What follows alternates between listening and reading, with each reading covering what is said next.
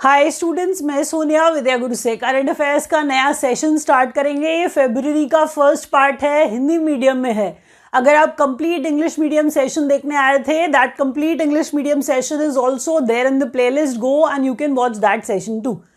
ये सेशन हिंदी में होगा। 50 से 60 नए इंपॉर्टेंट पॉइंट्स आप सीखोगे, सेशन पूरा देखोगे, बहुत बेनिफिट होगा। मुझे ऐसा लगता है एग्जाम में क्वेश्चन आएंगे। जब एग्जाम में क्वेश्चंस आते हैं प्लीज़ कमेंट करके मुझे बताया करिए कि कितने क्वेश्चंस कराए हुए आए। सेशन अच्छा लगेगा, लाइक का बटन ज़रूर दबाइएगा, शेयर करिएगा उन फ्रेंड्स के साथ जो तैयारी कर रहे हैं एग्जाम की। चैनल को सब्सक्राइब करिए, नोटिफिकेशन आए इसके लिए बेल आइकॉन ज़रूर प्रेस करिए। पहले क्वेश्चन से स्टार्ट करते हैं, बहुत ज़्यादा टाइम वेस्ट नहीं करेंगे। पहले क्वेश्चन में देखिए, हम टॉपिक वाइज करंट अफेयर्स पढ़ते हैं। इंडिया इन फोकस आपके सामने आ रहा है। क्वेश्चंस आपको बिल्कुल इंटरेस्टिंग नहीं लगते हैं करंट अफेयर्स के, मुझे पता है, लेकिन करंट अफेयर्स एक ऐसा पार्ट है, सेम कराए हुए क्वेश्चंस आ जाते हैं, इसलिए ध्यान से देखिए। सेम क्वेश्चन एग्जाम में आना बहुत मुश्किल होता है। कंपेटिटिव एग्जाम में मैं आपको बता दूं, अगर आ रहे हैं तो उस चीज़ को वैल्यू करिए, नोट्स बनाइए, और बोरिंग लग रहा है तो भी याद करिए। शंघाई कोऑपरेशन ऑर्गेनाइजेशन का फिल्म फेस्टिवल मुंबई में ऑर्गेनाइज कराया। हम कह रहे हैं बेस्ट फिल्म गोदावरी, जो मराठी भाषा में है। शंघाई कोऑपरेशन ऑर्गेनाइजेशन का film festival, venue Mumbai, best film Godavari जो मराठी में है। ट्राइलैटरल कोऑपरेशन इनिशिएटिव डिफेंस में, एनर्जी में और इकोनॉमिक्स में, तो हम कह रहे हैं इंडिया, यूएई और फ्रांस के बीच में।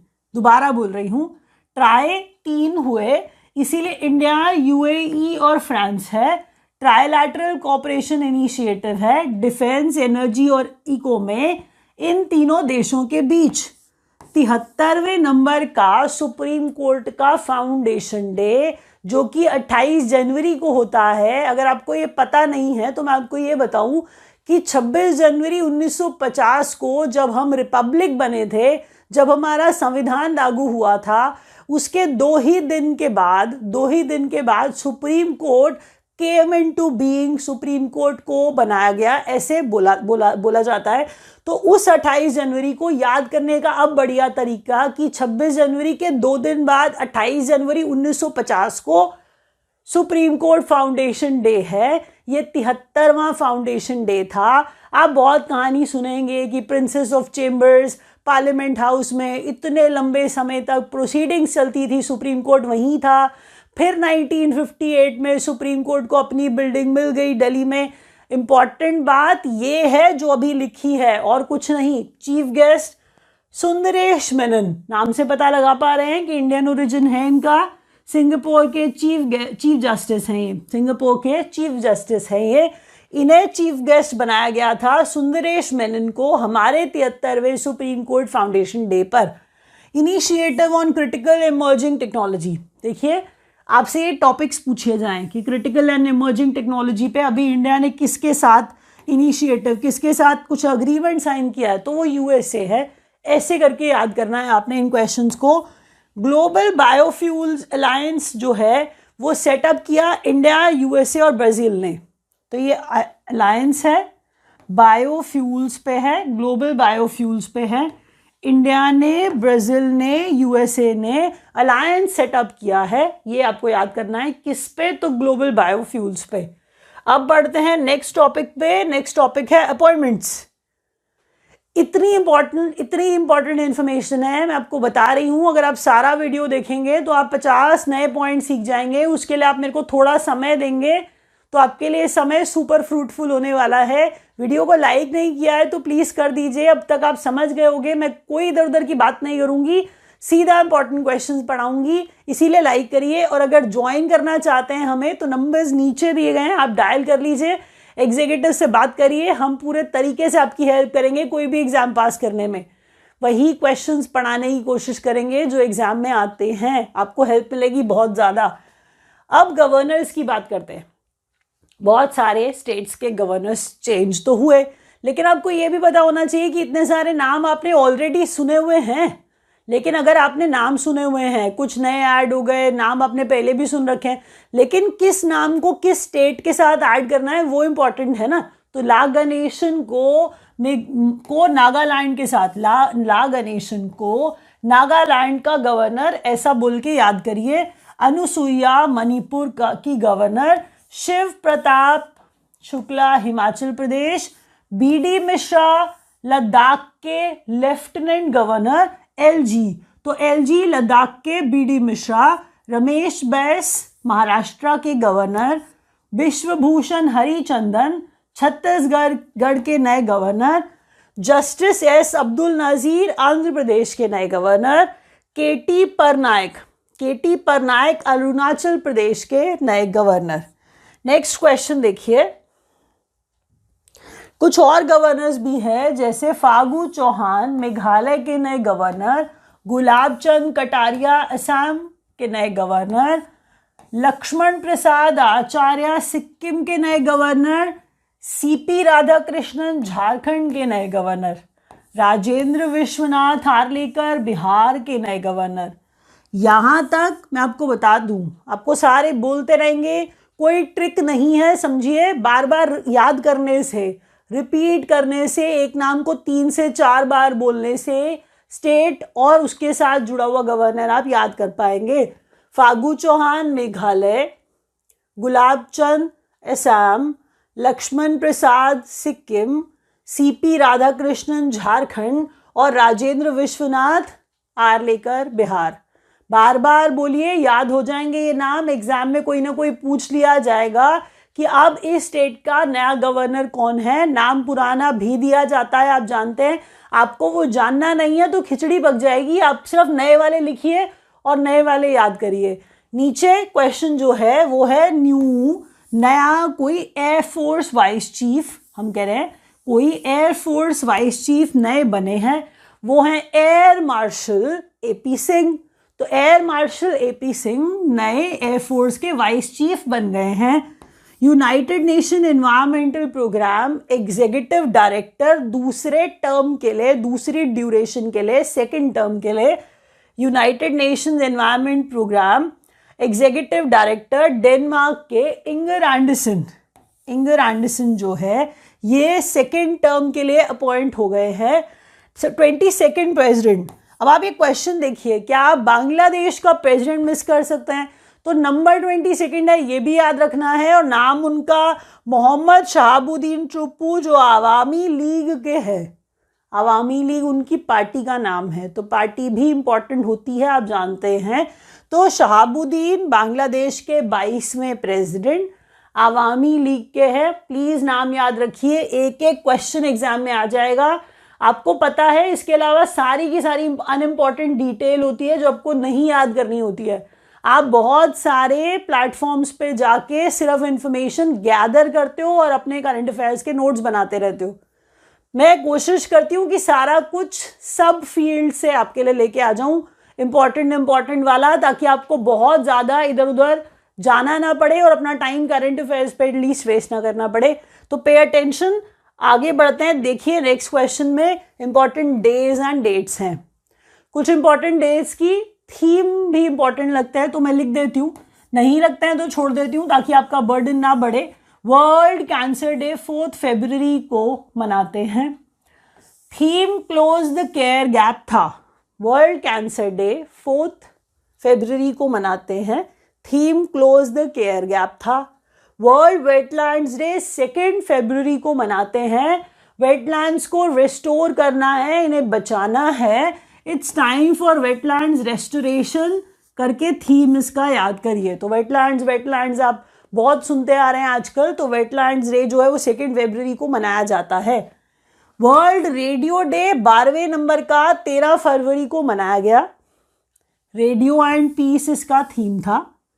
International day of women and girls in science 11 फरवरी को मनाया गया, जिसका थीम था ideas.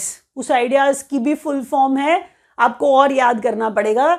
Innovate demonstrate, elevate advance sustain. तो ये सब याद करिए, अच्छे से याद करिए, पूरा सब कुछ याद करना पड़ेगा अच्छे से। World interfaith harmony week, Mahatma Gandhi ने पूरे अच्छे से इस बात को बढ़ावा दिया था। सर्वधर्म समभाव, तो समभाव इसका मतलब सभी धर्म एक जैसे हैं, इक्वल है। सम का मतलब समानता वाला है, इक्वलिटी वाला है। यहाँ पर आप इस इंटरफेथ में सब धर्म के लिए हार्मनी और पीस वाली बात जो है, शांति वाली बात है, ये वर्ल्ड इंटरफेथ हार्मनी वीक है। आपको ये मैं मीनिंग बताना चाह रही थी। 1 से 7 फरवरी को इसे मनाया गया। तो ये थे इंपॉर्टेंट डेज कि 4 फरवरी कैंसर डे, वेटलैंड्स डे 2 फरवरी, और 13 फरवरी को radio day, women and girls in science 11 फरवरी, वर्ल्ड इंटरफेथ हार्मनी वीक 1 से 7 फरवरी। नेक्स्ट क्वेश्चन में देखिए, बैंकिंग और फाइनेंस। सिर्फ इस पेज को स्किप करिए, वो बच्चे जो बैंकिंग की तैयारी नहीं कर रहे हैं, सिर्फ इस पेज को स्किप करिए। मुझे 2 मिनट दीजिए, क्योंकि जिनका बैंकिंग का एग्जाम है उनके लिए पेज बहुत इंपॉर्टेंट है। हार्बिंजर, तो ये मैसेंजर वाला मीनिंग, लेकिन आरबीआई जो है इसके अंदर लिखा है बड़ा, तो ऐसी कोई भी चीज जो आरबीआई की है बैंकिंग वाले बच्चों के लिए बहुत इंपॉर्टेंट है। तो आरबीआई का 2023 का ग्लोबल हैकेथॉन, हैक से हैकेथॉन सेकेंड बार जो था हो रहा था, हम कह रहे हैं, जिसका थीम इंक्लूसिव डिजिटल सर्विसेज था, जिसका थीम रखा गया इंक्लूसिव डिजिटल सर्विसेज। आरबीआई का financial literacy week, financial literacy सब में ही होनी चाहिए, 13 से 17 फरवरी से मनाया गया, 13 से 17 के बीच में से मनाया गया RBI financial literacy week. Theme इसका good financial behaviour your saviour, good financial behaviour your saviour. नीचे आ जाते हैं जहां पर हम बाय मंथली पॉलिसी रिव्यू की बात करेंगे, जिसमें 25 बेसिस पॉइंट रेपो बढ़ा, 6.5% हो गया। Standing deposit facility 6.25%, marginal standing facility rate और bank rate 6.75%, fixed reverse repo rate होती है एक जो 3.35%, डिजिटल पेमेंट इंडेक्स जो है सितंबर 2022 तक 377.46 इसे देखा गया। जहां पे आपको बता दूं कि अगर आप बेस माने डिजिटल पेमेंट इंडेक्स का, तो मार्च 2018 डिजिटल पेमेंट इंडेक्स का जो बेस साल है वो 2018, मार्च 2018 टू बी वेरी प्रिसाइज माना जाता है, जिसमें एक नोशनल वैल्यू होती है 100। तो 100 माना, अब अगर ऊपर जा रहा है, पेमेंट कितनी स्ट्रांग हो रही है आपकी कंट्री में, तो जितनी स्ट्रांग हो रही है ये 377.46, देखिए कितने गुना बढ़ गया है डिजिटल पेमेंट्स। तो डिजिटल पेमेंट इंडेक्स यही तो दिखा रहा है ना, 377.46 ये है सितंबर 2022 तक। अब सब ज्वाइन कर सकते हैं, प्रोजेक्ट्स एंड इनॉग्रेशंस पे हैं। देखिए क्या इंपॉर्टेंट आ रहा है। सबसे पहले जो इंपॉर्टेंट प्रोजेक्ट है इसरो का अर्थ ऑब्जर्वेशन सैटेलाइट है 07, जानिस 1 यूएसए का, और आज़ादी सैटेलाइट 2 चेन्नई की 750 लड़कियां जो बना रही थी, हम कह रहे हैं वो, इन्हें ऑर्बिट में प्लेस कर दिया गया है। किसे? जानिस 1 को और आज़ादी सैटेलाइट 2 को। किया इसरो ने है, श्रीहरिकोटा आंध्र प्रदेश से किया है, वो हम जानते हैं। आप उसका नाम याद करिए जो लॉन्च व्हीकल है, वो है SSLV-D2। SSLV-D2 जो है वो है स्मॉल सैटेलाइट लॉन्च व्हीकल। अगर जियो होता तो जियो सैटेलाइट, अगर हम कह रहे हैं GSLV होता, तो हम यहाँ पर तो स्मॉल SSLV बोल रहे हैं, तो बस S को रिप्लेस कर दीजिए, वो S small satellite launch vehicle है, जिससे जानिस 1 और आज़ादी सैट 2 और अर्थ ऑब्जर्वेशन सैटेलाइट 07, हम कह रहे हैं इन स्मॉल सैटेलाइट्स को ऑर्बिट में प्लेस कर दिया गया है। श्रीहरिकोटा आंध्र प्रदेश से इन्हें छोड़ा गया था।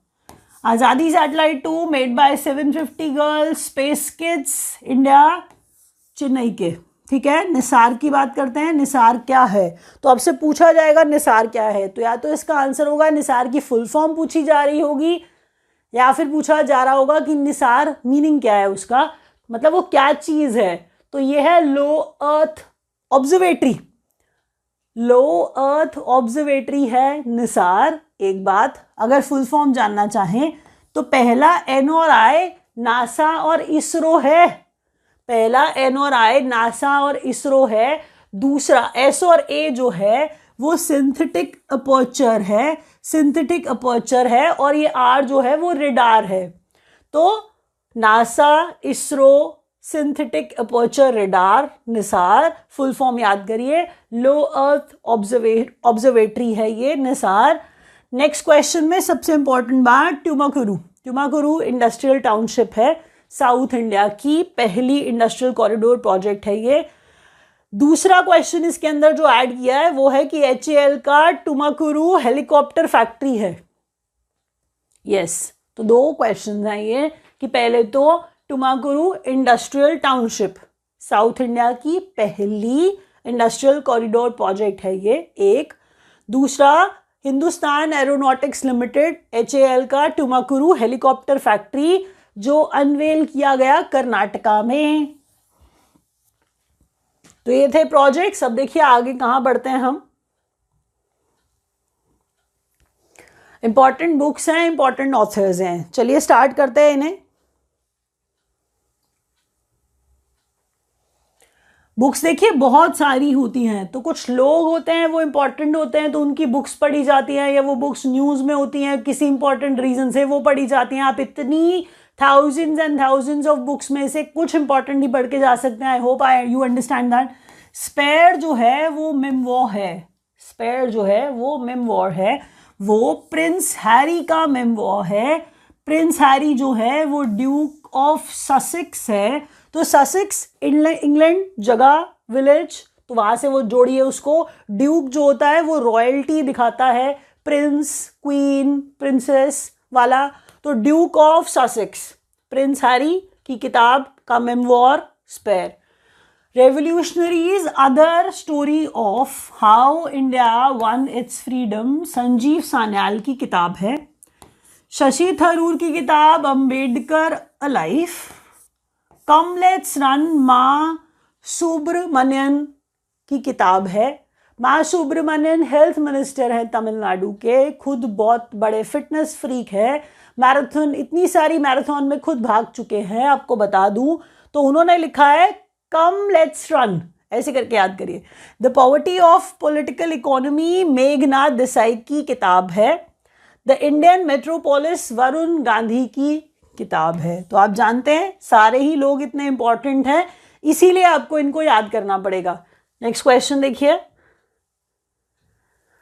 अब स्पोर्ट्स न्यूज का टॉपिक आ गया है हमारा। ICC अवार्ड्स दिए गए 2022 वाले, बाबर आजम बहुत फेमस रहे उसमें, जिसमें हम ICC अवार्ड 2022 की बात करें तो सर गारफील्ड सोबर्स ट्रॉफी जो है men's cricketer, sir Garfield Sobers trophy men's cricketer Babar Azam को दिया गया। बाबर आजम पाकिस्तान के क्रिकेटर हैं, बहुत अच्छा खेलते हैं, आप जानते हैं। मेंस वनडे इंटरनेशनल क्रिकेटर भी बाबर आजम को दिया गया, इससे आपको नाम कम याद करने पड़ेंगे। Rachel Heyhoe flint trophy women's cricketer में नैटली स्कीवर को इंग्लैंड की हैं ये, और वनडे इंटरनेशनल क्रिकेटर विमेंस में भी नैटली को दिया गया। तो नैटली और बाबर आजम फेमस रहे। Sir Garfield Sobers trophy men's cricketer और Rachael Heyhoe Flint trophy women's cricketer, तो याद रखिए इनकी नेशनैलिटी भी पक्का से। नेक्स्ट क्वेश्चन देखिए। मेंस T20 क्रिकेटर, अभी हम उन्हीं ICC अवार्ड्स को कंटिन्यू कर रहे हैं, तो men's T20 cricketer Surya Kumar Yadav, women's T20 cricketer Tahlia McGrath जो ऑस्ट्रेलिया की है। Men's test cricketer Ben Stokes England के हैं, ये आप इनको बहुत ज़्यादा जानते हैं, ये फेमस भी बहुत हैं।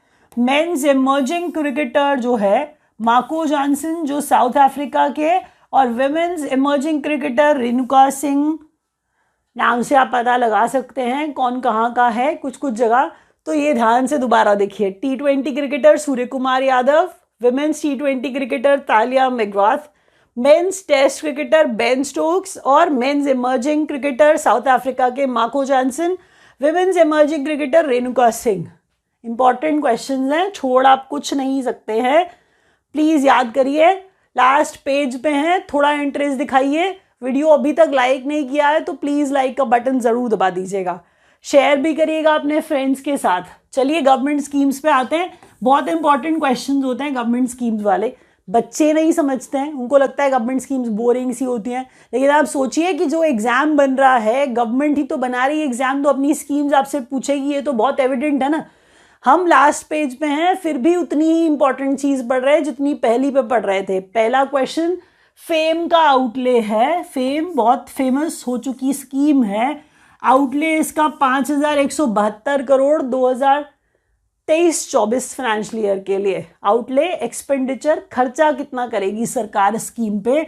अगर आप फेम का फुल फॉर्म जानना चाहें तो faster adoption of manufacturing, faster adoption and manufacturing of electric vehicles. Hybrid and electric vehicles है तो हाइब्रिड ब्रैकेट में डाल दिया जाता है क्योंकि that is what the aim is. Faster adoption and manufacturing of electric vehicles FAME है। 5,172 करोड़ जो है वो स्पेंड किया जाएगा। अब यहां पर broadcasting infrastructure and network development, bind की फुल फॉर्म है। Broadcasting infrastructure and network development, bind की फुल फॉर्म है। इस स्कीम का आउटले 600 करोड़ का फाइनेंशियल ईयर 23-24 के लिए। अब आप ये जानना चाहें कि हो क्या रहा है, तो ये हो रहा है प्रसार भारती का मॉडर्नाइजेशन, ऑल इंडिया रेडियो और डीडी का मॉडर्नाइजेशन, जिसमें 2,539 करोड़ का खर्चा किया जाएगा अप टू 2025-26। तो आउटले है ये आपको बताया गया है। यहां पर इंपॉर्टेंट बात है पीएम विकास।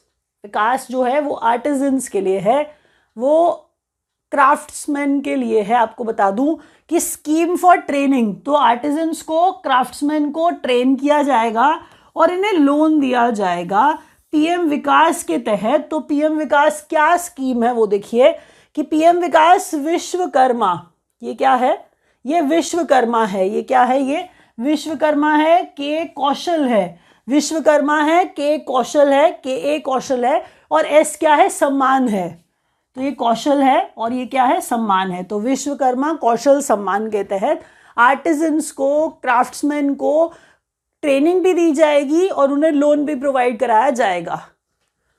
तो यहाँ पर मैं रैप अप कर रही हूँ। आपको वीडियो अच्छा लगा होगा तो लाइक का बटन दबा दीजिएगा। Thank you so much for watching.